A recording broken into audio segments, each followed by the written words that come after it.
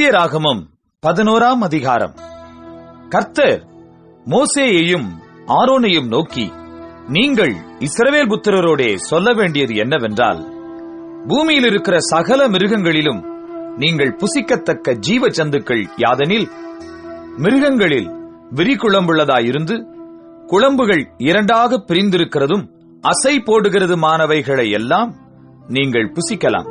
ஆனாலும் அசை போடுகிறதும் விரிகுளம்புள்ளதுமானவைகளில் ஒட்டகமானது அசை போடுகிறதாயிருந்தாலும் அதற்கு விரிகுளம்பில்லாதபடியால் அது உங்களுக்கு அசுத்தமாயிருக்கும்.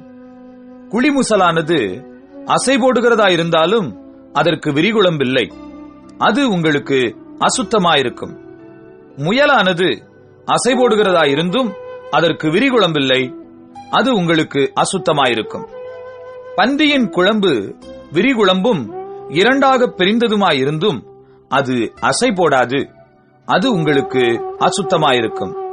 இவைகளின் மாம்சத்தை புசிக்கவும் இவைகளின் உடல்களை தொடவும் வேண்டாம், இவைகள் உங்களுக்கு தீட்டாயிருக்க கடவது.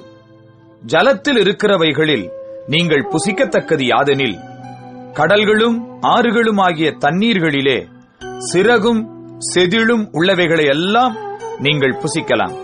ஆனாலும் கடல்களும் ஆறுகளும் ஆகிய தண்ணீர்களில் நீந்துகிறதும் வாழுகிறதுமான பிராணிகளில் சிறகும் செதிலும் இல்லாதவைகள் யாவும் உங்களுக்கு அருவருப்பாயிருப்பதாக.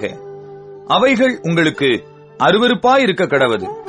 அவைகளின் மாம்சத்தை புசியாதிருந்து அவைகளின் உடல்களை அருவருப்பீர்களாக. தண்ணீர்களிலே சிறகும் செதிழும் இல்லாத யாவும் உங்களுக்கு அருவருப்பாயிருக்க கடவது.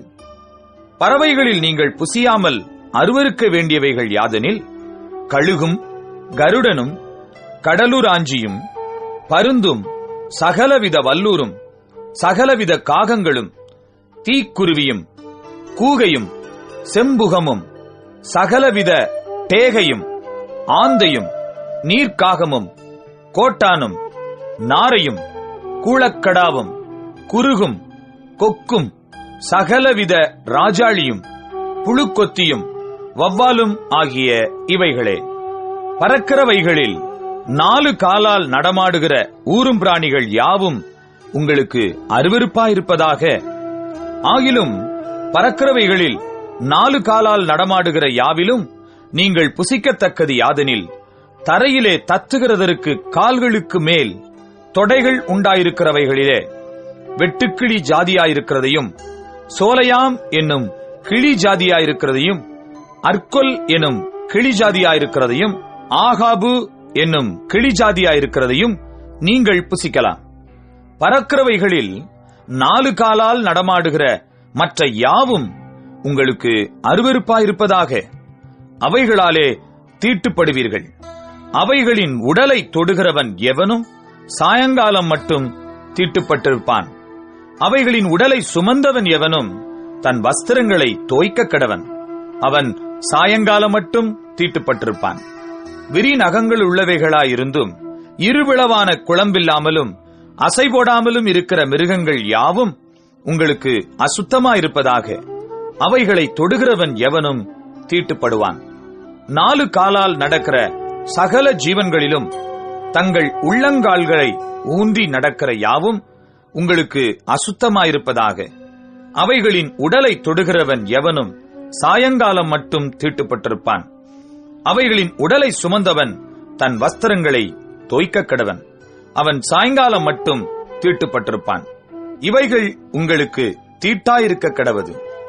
தரையில் ஊறுகிற பிராணிகளில் உங்களுக்கு அசுத்தமானவைகள் எவையெனில், பெரிச்சாழியும் எலியும் சகலவிதமான ஆமையும் உடும்பும் அழுங்கும் ஓணானும் பல்லியும் பச்சோந்தியும் ஆகிய இவைகளே. சகல ஊரும் பிராணிகளிலும் இவைகள் உங்களுக்கு தீட்டாயிருக்க கடவது. அவைகளில் செத்ததை தொடுகிறவன் எவனும் சாயங்காலம் மட்டும் தீட்டுப்பட்டிருப்பான். அவைகளில் செத்தது ஒன்று யாதொன்றின் மேல் விழுந்தால் அது தீட்டுப்பட்டிருக்கும். அது மரப்பாத்திரமானாலும் வஸ்திரமானாலும் தோலானாலும் பையானாலும் வேலை செய்கிறதற்கேற்ற ஆயுதமானாலும் சாயங்காலம் மட்டும் தீட்டாயிருக்கும். அது தண்ணீரில் போடப்பட வேண்டும். அப்பொழுது சுத்தமாகும். அவைகளில் ஒன்று மண்பாண்டத்திற்குள் விழுந்தால் அதற்குள் இருக்கிறவை யாவும் தீட்டுப்பட்டிருக்கும். அதை உடைத்து போட வேண்டும். புசிக்கத்தக்க போஜன பதார்த்தத்தின் மேல் அந்த தண்ணீர் பட்டால் அது தீட்டாகும். குடிக்கத்தக்க எந்த பானமும் அப்படிப்பட்ட பாத்திரத்தினால் தீட்டுப்படும். அவைகளின் உடலில் யாதொன்று எதின்மேல் விழுதோ அதுவும் தீட்டுப்படும். அடுப்பானாலும் மண் தொட்டியானாலும் தகர்க்கப்படுவதாக அவைகள் தீட்டுப்பட்டிருக்கும். ஆகையால் அவைகள் உங்களுக்கு தீட்டாயிருக்க கடவது. ஆனாலும் நீரூற்றும் மிகுந்த ஜலம் உண்டாகிய கிணறும் சுத்தமாயிருக்கும். அவைகளிலுள்ள உடலை தொடுகிறவனோ தீட்டுப்படுவான். மேற்சொல்லியவைகளின் உடலில் யாதொன்று விதைத்தானியத்தின் மேல் விழுந்தால் அது தீட்டுப்படாது. அந்த உடலில் யாதொன்று தண்ணீர் வார்க்கப்பட்டிருக்கிற விதையின் மேல் விழுந்ததானால் அது உங்களுக்கு தீட்டாயிருக்க கடவது. உங்களுக்கு ஆகாரத்துக்கான ஒரு மிருகம் செத்தால் அதன் உடலை தொடுகிறவன் சாயங்காலம் மட்டும் தீட்டுப்பட்டிருப்பான். அதன் மாம்சத்தை புசித்தவன் தன் வஸ்திரங்களை தோய்க்க கடவன். அவன் சாயங்காலம் மட்டும் தீட்டுப்பட்டிருப்பான். அதன் உடலை எடுத்து போனவனும் தன் வஸ்திரங்களை தோய்க்க கடவன். அவனும் சாயங்காலம் மட்டும் தீட்டுப்பட்டிருப்பான். தரையில் ஊறுகிற பிராணிகள் எல்லாம் உங்களுக்கு அருவருப்பாயிருக்க கடவது. அவை புசிக்கப்படலாகாது. தரையில் ஊறுகிற சகல பிராணிகளிலும் வயிற்றினால் நகருகிறவைகளையும் 4 காலால் நடமாடுகிறவைகளையும் அநேகங் கால்கள் உள்ளவைகளையும் புசியாதிருப்பீர்களாக. அவைகள் அருவருப்பானவைகள். ஊறுகிற எந்த பிராணிகளிலும் உங்களை அருவருப்பாக்கிக் கொள்ளாமலும் அவைகளால் தீட்டுப்படாமலும் இருப்பீர்களாக. அவைகளாலே நீங்கள் தீட்டுப்படுவீர்கள்.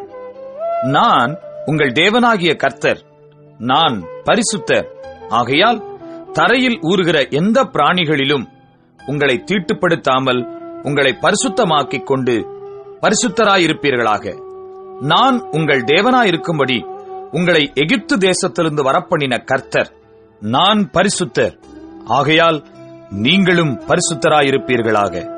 சுத்தமானதற்கும் அசுத்தமானதற்கும், புசிக்கத்தக்க ஜந்துக்களுக்கும் புசிக்கத்தகாத ஜந்துக்களுக்கும் வித்தியாசம் பண்ணும் பொருட்டு மிருகத்துக்கும் பறவைகளுக்கும் தண்ணீர்களில் நீந்துகிற சகல ஜீவ ஜந்துக்களுக்கும் பூமியின் மேல் ஊறுகிற சகல பிராணிகளுக்கும் அடுத்த பிரமாணம் இதுவே என்று சொல்லுங்கள் என்றார்.